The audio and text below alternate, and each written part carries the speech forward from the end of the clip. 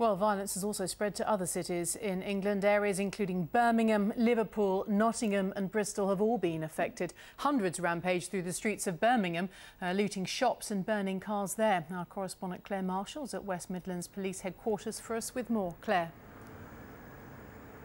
The Deputy Prime Minister, Nick Clegg, is due to come here to meet officers from West Midlands Police Force. Within the last hour or so, they've given a news conference and said that they've made more than 130 arrests. There's also more raids carrying on as we speak on the homes of suspected looters. One interesting tactic they're using is by posting photographs on their site and also other social networking sites. So in effect, they're using some of the same tactics as the looters did themselves last night.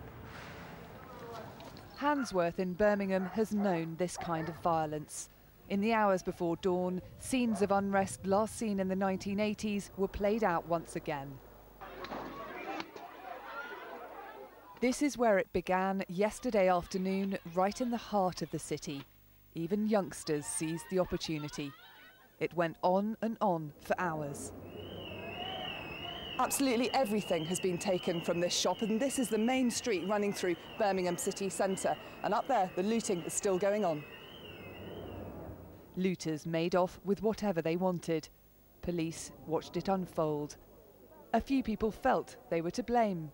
They've got no respect for us, they're rude, I've got no respect for them, that's why, and I wonder why youth go mad. We're going mad for the simple fact that you're not respecting us. When you respect us, we'll respect you back. West Midlands Police say they did the best they could, given the circumstances. At the height, there were probably about 700 to 800 people in the city centre. We had around 400 officers in protective equipment. This was not an angry crowd. This was a greedy crowd. What we were dealing with was dishonesty and disorder. Early this morning, the relics of the violent hours of the night were cleared away. For a number of months, young people have been saying, look, there's a potential of a riot taking place in here. And I think what took place in London was just like the catalyst for it taking place, or an excuse being used by young people to do what they did yesterday.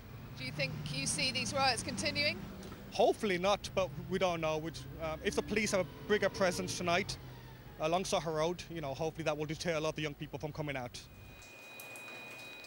These are the kind of conditions that emergency services are having to cope with. We're inside a ruined bank. Vandals broke in here. They set off 2 fires, and these are the cash points they tried to break into.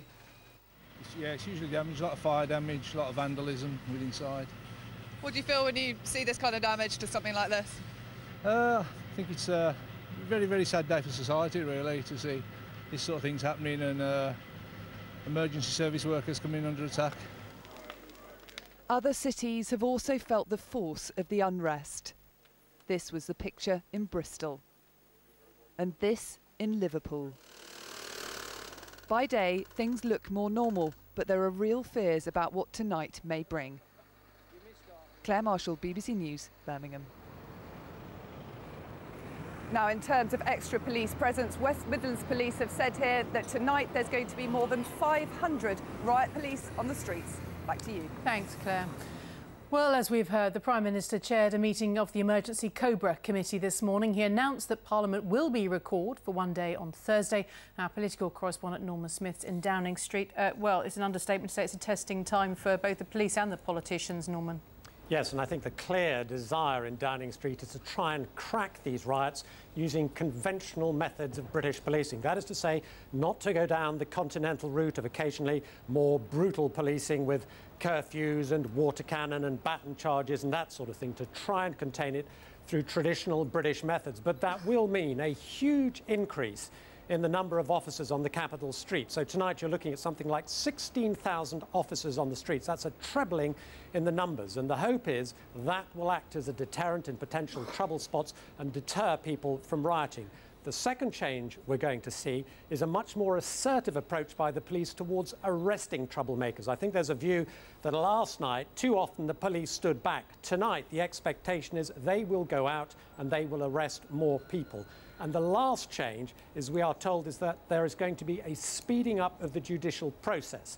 So when people are arrested, they will appear in court, they will be sentenced, and they will go to judge much, much more quickly. And the hope is that too will act as a deterrent. And that whole package, I suspect, will gain the support of the Labour leader Ed Miliband, who has also called for a much more robust response.